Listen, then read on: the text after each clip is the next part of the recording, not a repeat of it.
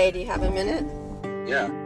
We just spent three and a half hours with Amanda Bowling, Brian's sister. Wow. Okay. She told a story which I found heartbreaking.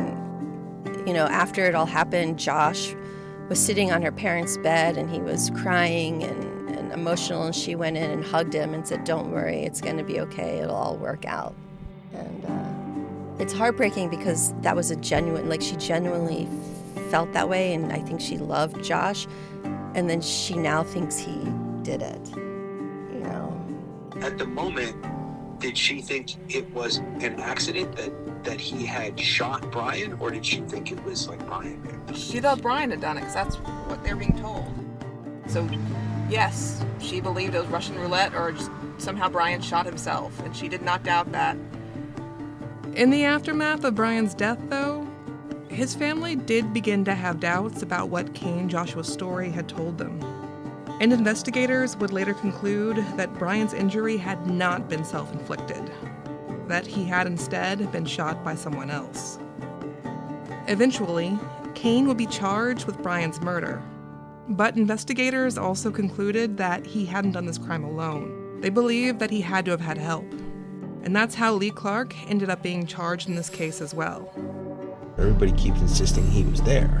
I don't even understand why Dallas Battle or the cops had to physically put him there. They couldn't believe Cain could have done it, or Josh. It made sense. This makes sense. Of course it was Lee who put him up to it. Of course it was. They are just certain that Josh would not have done this alone. He couldn't have done it. That they can't get past. So there has to be a Lee or someone like Lee. Lee had to have been there, otherwise Josh wouldn't have done it.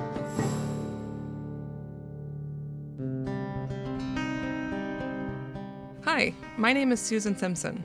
I'm an attorney and podcaster, and previously I hosted the Undisclosed podcast. Hi, I'm Jacinda Davis, and I'm a true crime TV producer.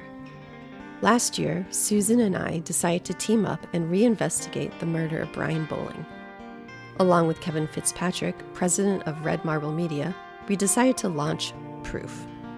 You can listen to Proof like you would any podcast, and you can follow us everywhere with the handle @proofcrimepod and on our website, proofcrimepod.com. Thanks for listening, and welcome to Season 1, Episode 2 of Proof.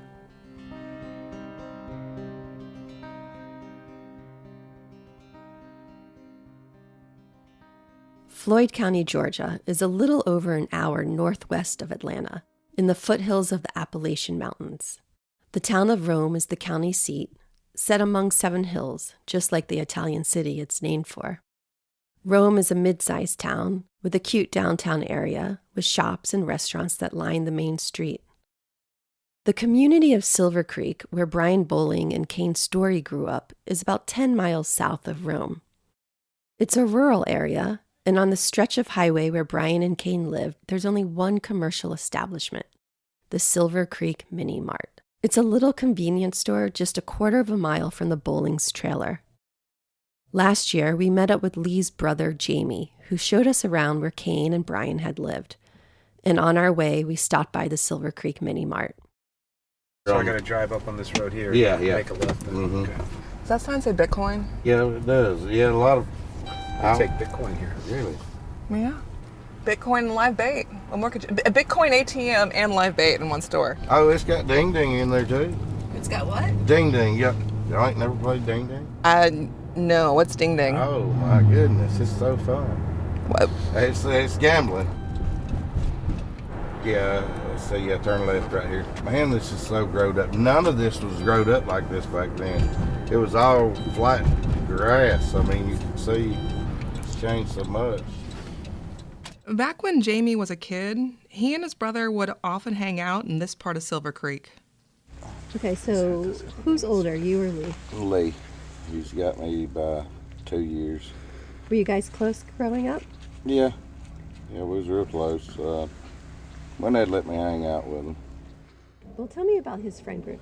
Had a little group. It was me, Doug, Don, Cain, which some of them call him Josh, but most people know him call him Cain. Brian, we all run together. We'd hang out in that cemetery around his house and stuff.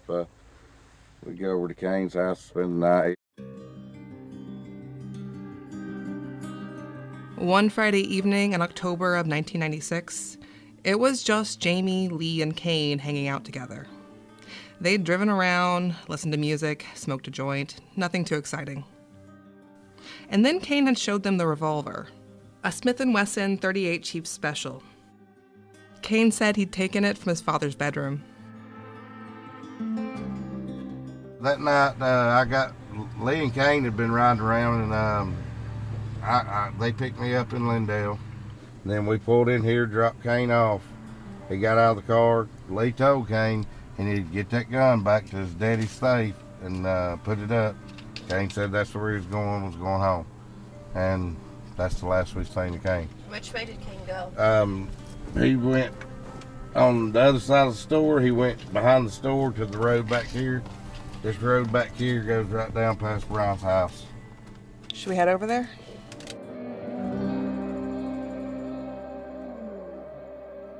The trailer where Brian lived is still there behind the Silver Creek Mini Mart, but it's been abandoned for years now. It's broken down to the point that the first time Susan and I went there, we couldn't even recognize it from the crime scene photos. Your destination is on the left. Really? Oh, there it is. That's it? That's the trailer? Are we sure that's it? No, but... How come nobody puts, Yeah, why does no one believe in mailboxes and I numbers? thought he lived across the street from a cemetery. That could be it right there. That's it. So I think we go down that road. Down the creepy road next Yep. to the cemetery. Jamie had no trouble finding or recognizing the place that 25 years earlier he, Lee, Cain, and Brian would all hang out. Right up here, this first road to the right. Right there's Brian's trailer, right there.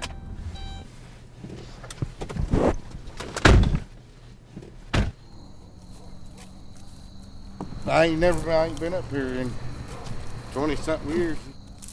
Jamie and Lee say that after dropping Cain off at the Silver Creek Mini Mart, they'd driven back together to Lee's apartment in the nearby community of Lindale.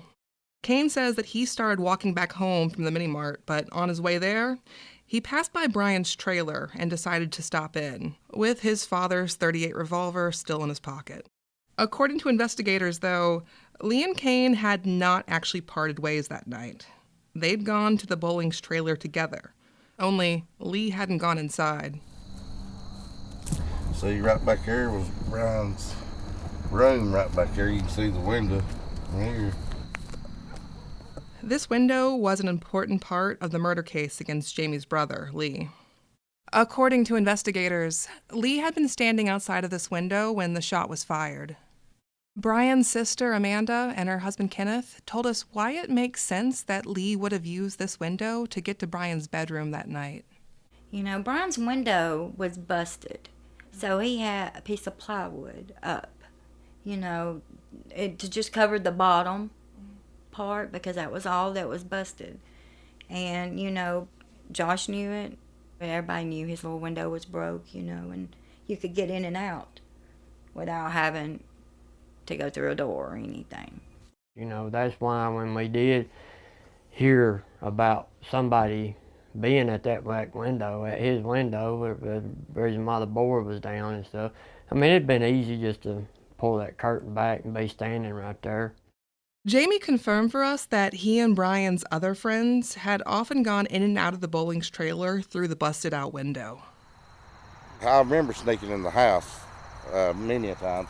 On the back side back there's a piece of wood. We'd move it out of the way to get. How would you move it out of the way? Just slide it out of the way, like in his room. So it was inside his room, so you just kind of reach in and... Yeah, we just like slide it down.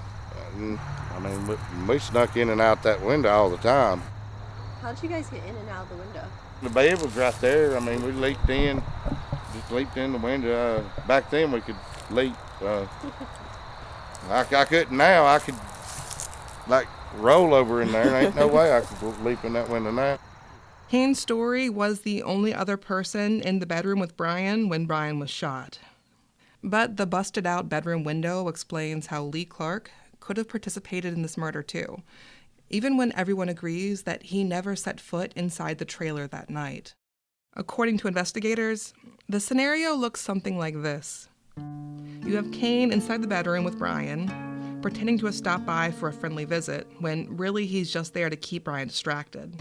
And then you have Lee lurking outside the bedroom window and sliding the loose plywood board aside so that he can peer inside the room. And finally, there's Brian, sitting on his bed, talking on the phone to his girlfriend, his back to the busted-out window, oblivious to what's going on behind him. And then either Cain or Lee pulls out a gun and shoots Brian in the head. So that's how Brian Bowling was killed, according to the case at trial. But what about the why? Why would these two teenagers have conspired to murder their friend? And why did the community think they were capable of such a crime? To understand that, we need to take a closer look at the three boys involved in this case and the friendships between them.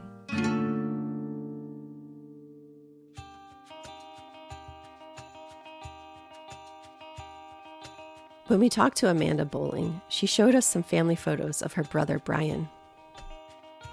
That was him. Let me see. Give him the middle finger. And that one, too, was when he was little, giving the finger to. This one cracks me up because look, he's all in his suit. Yes, we was at a wedding. Proper. Then Amanda came across what she thinks might be the very last picture ever taken of Brian. And this one was taken in August of 96. So that was the last picture we have of him. Wow. But I don't. You can see he's like, you know when boys go through that phase? Yes. Where all of a sudden they like grow tall and like started looking like men. And he did. He had slimmed up, you know, and he was tall.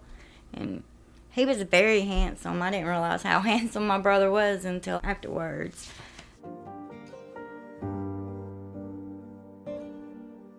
Back in 1996, Brian's best friends were Cain, Joshua Story, and another boy named Tommy Hyde.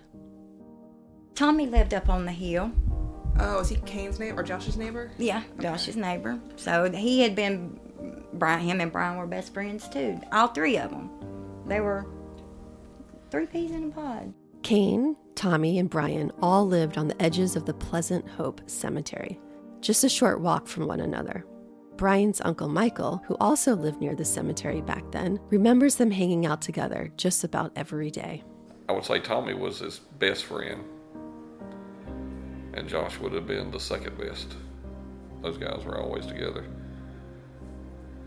Now Lee was his friend, but Deborah and Rocky didn't like Lee. I'm not sure exactly why. So he was supposed to stay away from Lee. Brian's sister remembers that Josh would sometimes bring Lee by their place, even though Brian's mom and dad didn't like Lee coming around.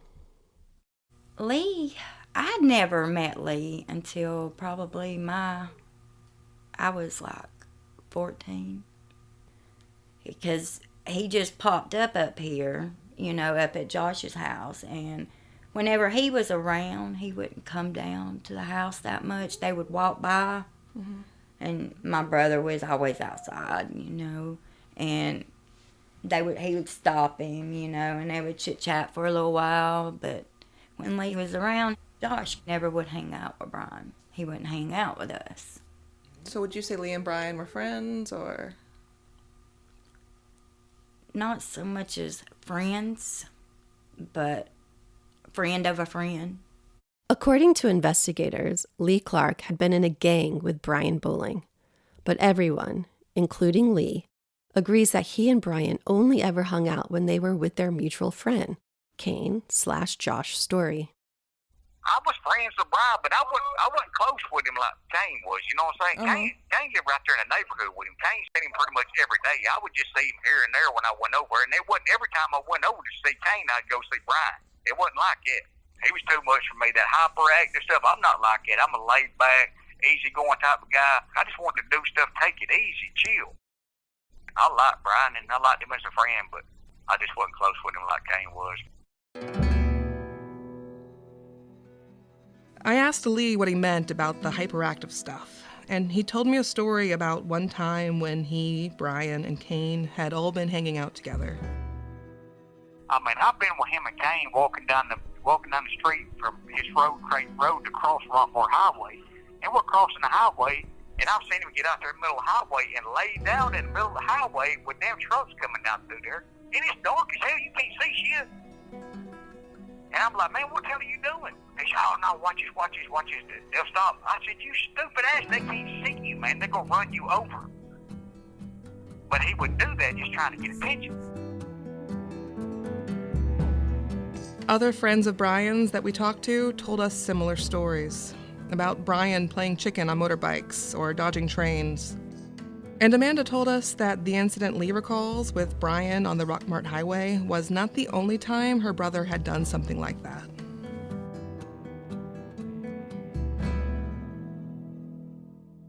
You've heard this one? Yeah, about him laying in the road right here. He used to do that out here all the time. And I would always be irate with him, you know. Get up, get up. Why would he do that? He just could, because he could? Yeah, just because he was just a joker, just always getting in trouble, doing stuff he wasn't supposed to be doing. According to the transcript, your brother was on home arrest at the time? House arrest, yeah.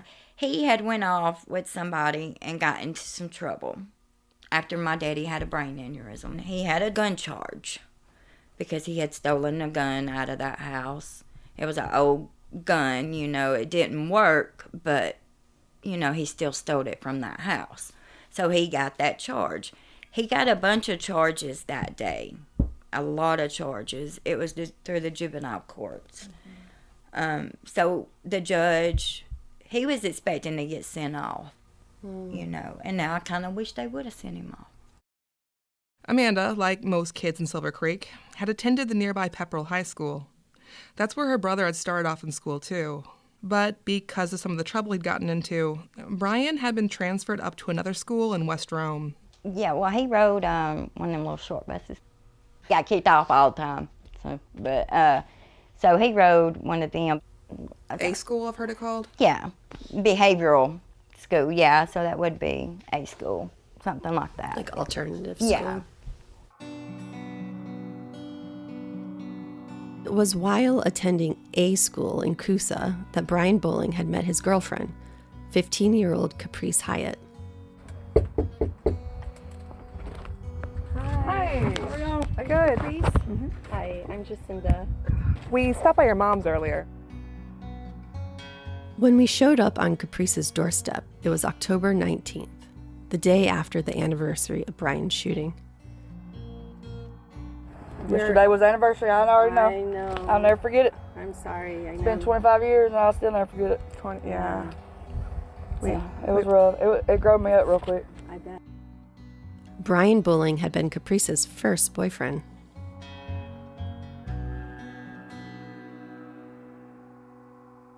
I was 15 and he was 15 and I went to Coosa High School and he went to the A school, which used to be behind Coosa in the trailers, and he was on the little short bus that took him home all the way across town. And I was walking and he just hollered at me off that he was on the bus. He was like, hey, can I get your number? I was like, sure, he was cute, you know. But yeah, he was kind of like my first little puppy love thing. And then he called you? He did. And we talked up until the day all that happened. But it was natural. It was like, I mean, he was head over heels and I was smitten, you know. Did he ask you to be boyfriend and girlfriend? Oh, yeah. Yeah, he did that, you know, first time we talked. He said, I seen you and I just knew I wanted you to be my girlfriend. The first time you talked to the phone? Yes.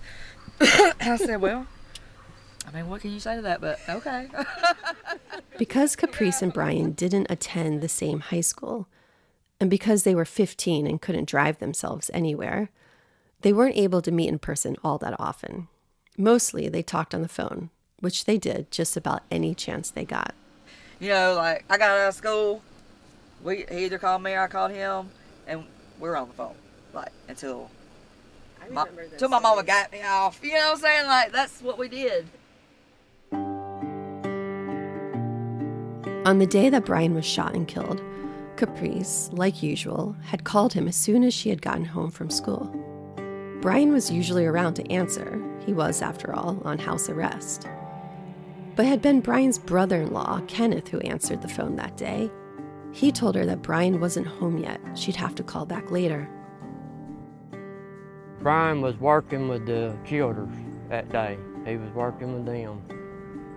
Because he had got in a bunch of trouble like the week or so, or a couple of weeks, or a month or so before. He had gotten a bunch of trouble. I got mad with him again and tried to tell him, look, Brian, you're messing up, because I'd done been there, done that, done messed up my life. And I told him, I said, look, man, you're gonna screw your life up, you know. And he went to work with the Childers, try to get back, you know, doing something, try to not get away from people. Brian's family told us that in October of 1996, Brian had been trying to turn his life around. But he was still hanging out with friends that his family thought were a bad influence on him. And as his Aunt Melody told us, that's what she thinks led to his death.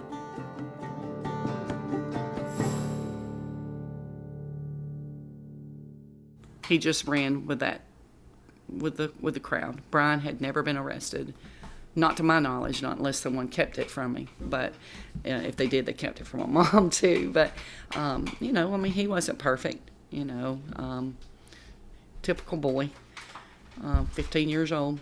You know, but he had a good heart, and it just really destroyed our family. I divorced, my brother divorced, my mom and dad divorced, Deborah and her husband divorced, and I mean, it was just, you know, a lot of chaos. I mean, it shattered everything. It did. It just shattered, and it wasn't about the trial or anything. It's just, you know, emotions, I guess. Yeah. At the time of Brian's death, his family had not considered Cain Joshua's story to be one of the bad influences in his life. Because Josh was a funny, you know, we all goofed with him, you know. He was just not the type of person to have any kind of violence in him. He was not a violent person. Josh and Brian had been so close that to the Bowlings, Josh was basically family as well. Brian's Uncle Michael told us that before Brian's death, he hadn't been aware of any conflict or bad blood between the two boys. Josh and Brian were at my house like constantly. You know, they were good friends, so they were there almost daily. Even the day before that happened, Josh and Brian was at my house, and I had a barn, and they weren't shooting guns, but they were shooting water guns, running around shooting each other, you know, so. We met Cain's mom, June Story, at her home in Rome. She lives in a double wide at the bottom of a steep hill, the kind of hill that makes you feel like you're on a roller coaster ride, but somehow scarier. I wonder if he's going to be around. We don't have that far of a drive, though, do we? No, it's like a mile. That's too bad. This makes me real nervous. This road? Coming up over this hill, you can't see a damn thing.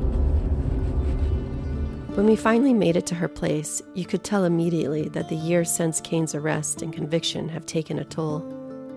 Cain's dad passed away a few years after the trial, and June says she spends most of her time thinking about the what-ifs. You know, I was just hoping he would graduate from high school and go on maybe to college. If they didn't want to go to college, just find a nice lady and get married and have children and things like that. Just a simple, normal life. Normal life, yeah. And how did it turn out? It turned out pretty bad. Really did. Now, I mean, that's why I think God wants to give people the knowledge to see the future. If I had seen the future, I would never probably ever been able to bear it, to know that that was going to happen down the line. June showed us pictures of Cain from when he was in high school. He is tall, almost 6'3", and rail thin. And although he was 17 in 1996, he looks much younger. You can hear the pride in her voice as June describes the pictures. That was in one of his spring concert at Pepperell High School, the music program. They were singing some song. So he was active in school. He was active as music goes, and you know he wasn't like in sports. He wasn't like in all that stuff, but he loved music. In fact, one of the concerts they had, he sang before a crowd of about 1,000 people.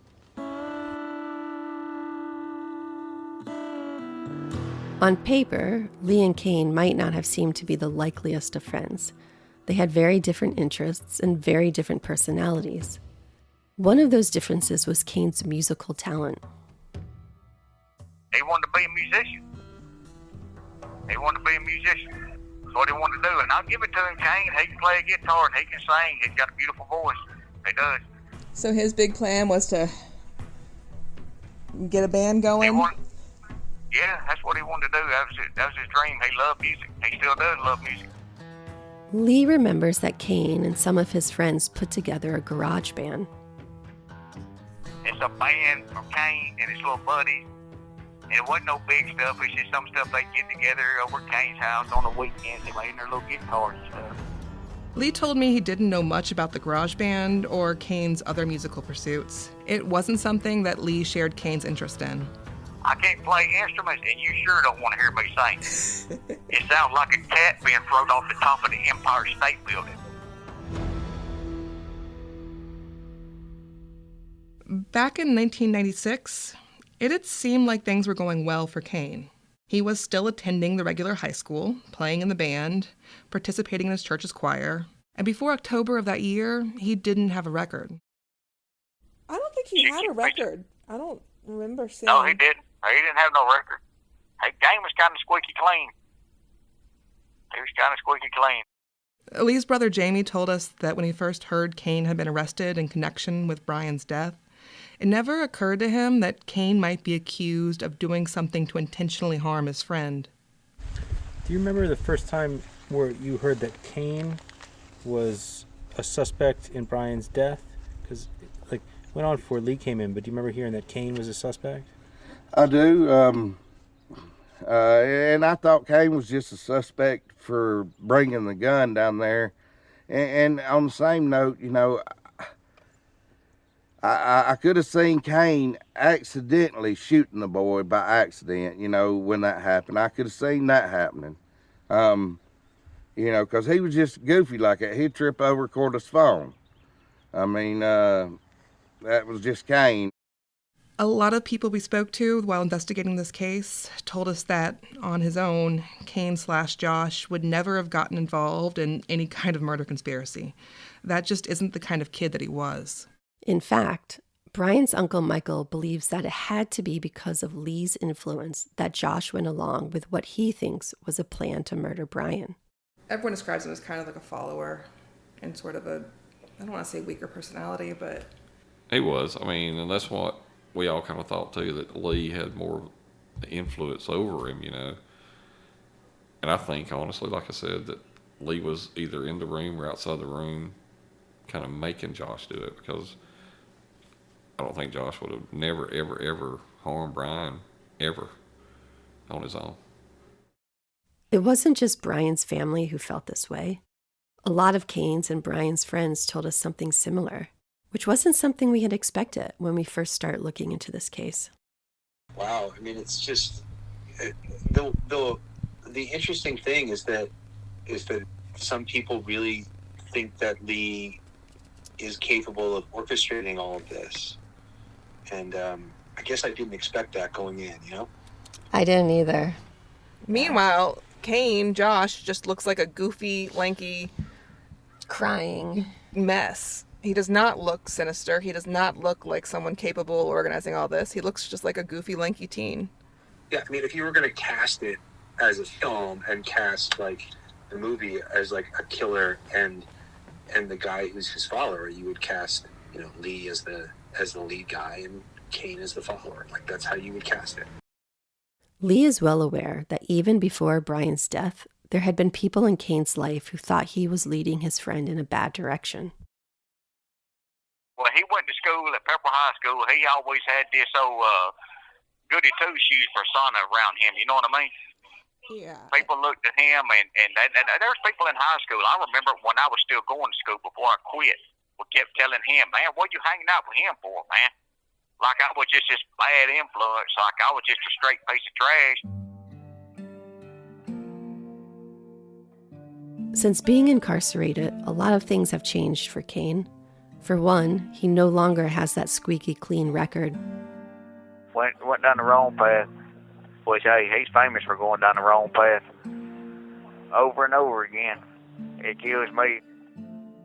In the 24 years after their arrest and conviction, Cain and Lee ended up serving time together at 3 different prisons in Georgia. But it's now been several years since they last saw each other. Cain's disciplinary record means that he's ended up in higher security facilities. Lee told us more about Cain's life in prison. Every time I call over or talk to my mom or something, I get little updates, something about Cain's undid this or Cain's back in the hole or this and that. And boy, ain't never gonna learn. 41 years old, still ain't learned shit. I don't think he's got no good common sense, Susan. That's what I think it is. The boy ain't never had no good common sense. Common sense takes you a long ways in this world. When it comes to books, the boy's a genius. He is a genius when it comes to books. When it comes to music, he's a genius. I'll give him that. When it comes to good common sense, he ain't got none. Period. When we began working on this podcast, I reached out to Cain through his mother, June. I asked her to let him know what I was doing and to tell him that I was hoping to hear his side of the story about what happened that night in the Bowling's trailer. June got word back to me that Cain was adding me to his phone list, and I was hopeful I'd soon speak to him. He didn't call, though. When I talked to Lee about this, he was frustrated but not surprised. I mean, that don't make no sense to me. If roles would have been reversed, as soon as I would have heard about all this, I'd have been trying to find some kind of way to get in contact with you right then. It sounds like he's found a way to exist right now, and he doesn't care about changing. He done told me before. He said, look, man, he said, we're going to die in here and all this mess. I said, look, Cain, I said, I'm going to tell you right now, brother. I said, I'm not dying in here. I said, I'm not going to do it, man. I said, I ain't going to sit there and say that I'm going to die in prison for something I didn't do, man. That don't even sound right, man. I said, you just giving up any hope of ever getting out of this place. Not long after that, I received a letter from Cain. He said he'd been trying to reach out to me, but the facility that he was at would not let him call. In his letter, he described the events of the night that Brian was shot and closed with the following. We did not kill Brian Bowling. We are 2 innocent men who have been incarcerated since we were teenagers for a murder that never happened. Brian killed himself while playing Russian roulette with my father's gun. Where Lee was at, I do not know. All I know is he was not at that house that night, and I did not kill Brian.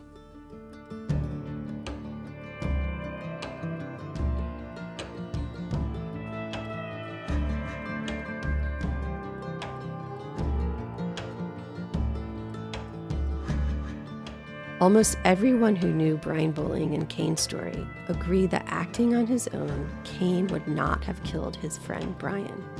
They believe that Cain's involvement in this crime can only be explained by some kind of outside influence, by someone who was standing outside of Brian's window and who either shot Brian themselves or who forced Cain to be the one to do it. So what is it about Lee Clark that made people think he could have been the someone standing outside the window that night?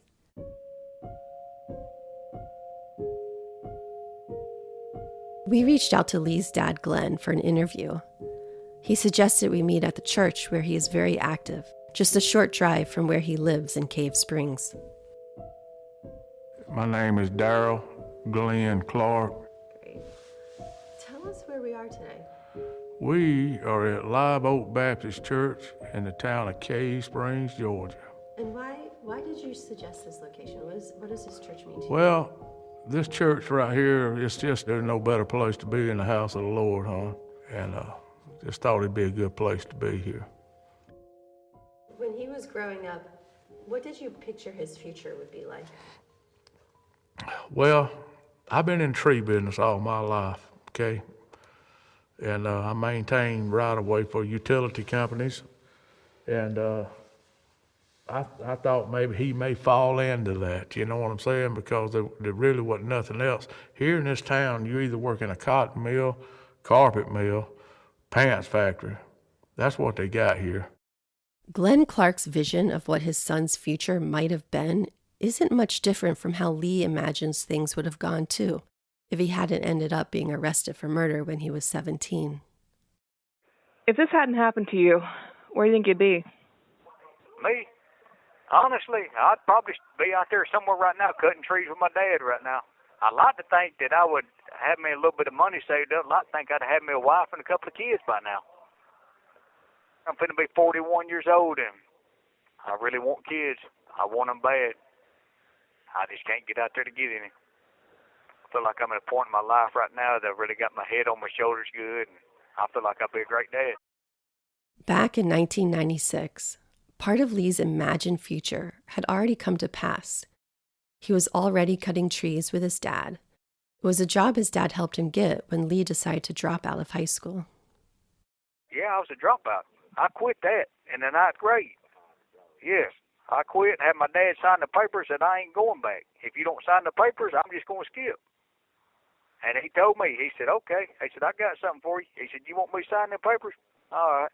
He signed them. As soon as we got back to the house, he said, come here. I said, what's that? He said, that's a job application. Fill it out. I said, what? I said, man, you crazy. He said, boy, I'm going to tell you right now. He said, if you think you're going to quit school and you're going to lay around here, it ain't happening, Hoss. Fill them papers out because you going to work. And he put me to work the next day cutting trees. I thought I was grown. I was literally did. I was working full time, making money, paying the bills, and thinking I was grown. And not knowing the whole time I was a long ways from it. You couldn't tell me nothing. I thought I was the shit back then. I thought I had it going on. I loved to get in front of my buddies with my older girlfriend, hang out with her. Thought I was real cool. Thought I was real hip.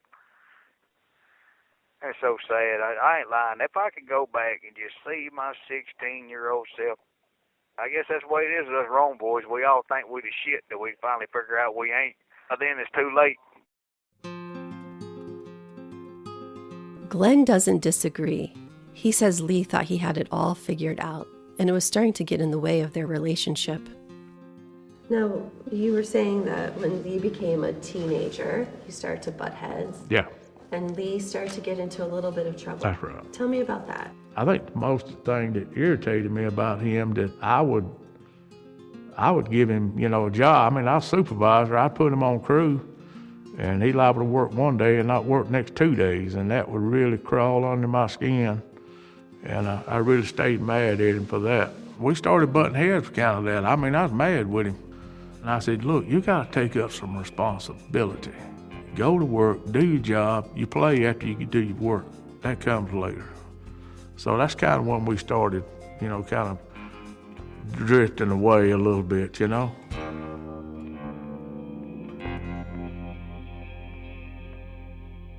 Lee's parents and Cain's parents were friends when the two boys were growing up. So Glenn Clark knows Cain's story too. Tell me more about Lee and Cain's relationship. Had they been friends all their lives? Yes, ma'am. When they're months apart, and they've been knowing each other all their lives. All their lives. They raised up with them as kids, right on up. I think after we, 6, 7 years old, we kind of moved away from them, but they've been long life friends. Even though the boys grew up together and had been close all their lives, Glenn no longer approved of his son's friendship with Cain. Him and Cain were running around together, and I know Cain's mother brought Cain over to our house one day and dropped him out. And when Cain got out of the car, he was cussing his mama, saying some words that I wouldn't tolerate. And I told Lee, I said, look, you need to quit hanging around with that boy right there. I said, he's going to get you in trouble. I said, he ain't no good. He's no good. Lee's brother, Jamie, has a slightly different perspective. He thinks Lee and Cain were equally bad for one another. Yeah, Lee and Cain were real close. I don't want to say the wrong thing about nobody, but they wasn't best for each other, I'd say. I mean, they was always in the mischief, I guess, which I was right along with them most of the time. What kind of mischief? What kind of trouble did you guys get into? Oh, just kid stuff, doing stuff. We get strolling my dad's tools everywhere, stuff like that. Stuff we wasn't supposed to be doing. Things we shouldn't be doing, too. I'd call it terrorizing the neighborhood a little bit. Like we might find a dead animal or something, set it on somebody's porch just for fun and giggles. There wasn't nothing funny about it, but we didn't realize that then. We was kids. Not all of what Lee and his friends were up to was just kid stuff, though. Have I told you how bad I was with this stealing, though, Susan? Have I really told you how bad I was with that stuff? How bad were you? Okay, let me tell you. Look, I wouldn't just steal that safe from Cain's mom and daddy. I didn't just steal that safe from them. Look, I steal stuff from my own daddy. I steal stuff from my stepdad, my mom's ex-husband now, because I thought all that stuff was cool. I was just stealing stuff from people all around the neighborhood. People didn't live in the neighborhoods with me. I thought I was just hip. I thought I'd just do whatever I wanted to do. Wasn't thinking about the time that people were putting in, hours that they were slaving every week to get this money, to buy these things, to put in their house, to give their families, to buy stuff for them. I wasn't thinking about none of that stuff. None of that stuff mean nothing to me. I mean, yeah, when I was, and as far as that goes, yeah, that's the worst things I've ever did. I was a thief when I was a kid. I was an idiot. Lee's dad told us that for a while, Lee and his friends had been able to get away with what they were doing. Yes, Detective Battles and some of these other detectives and all, they had caught on that they knew these boys, that Lee and Cain were doing this, but they could not catch them. Lee's brother Jamie says it wasn't just what Lee was doing that caused him to be a person of interest for local law enforcement. It was also what Lee was saying. So you think that Dallas Battle's problem with Lee was not so much the bad kid stuff he was doing, but his, like, disrespect? Yeah, disrespect toward the law. Yeah, I mean, because Lee was disrespectful toward him. And what did your brother, what are some of the things that your brother would have said to him? Oh, I mean, look, the cops would walk up and he'd be like, I smell bacon. Y'all smell that? He'd be, what the hell you want, pig? What you doing? And, just kind of tell them, you got a problem and walk off from them. There wasn't nothing they could do. There was one officer in particular that Lee often had run-ins with. Floyd County Police Sergeant Dallas Battle. Overall, I think that was the basic fact of what got me was the way I talked to him. How did you talk to him? I talked to him real shitty. He used to ask me about burglaries and stuff I was doing. And I told him I ain't out here doing no burglaries, but if I was, I wouldn't let no stupid motherfucker like you catch me. And I hate to say it like that, but that's the way I was back then. I mean, that's the way I would talk. How did he react to that? Did he say anything back? Oh, Dallas? Yeah. He used to tell me he was going to get me one day. Yeah. He got me too. He got me good. On the night Brian was shot, Sergeant Dallas Battle became the lead investigator on the Brian Bowling case. Right away, he concluded that Brian's death had been an accidental, self-inflicted shooting. A game of Russian roulette in which the odds hadn't gone in Brian's favor. But a few days after the shooting, Sergeant Battle changed his mind, and he began to investigate Brian's death as a murder.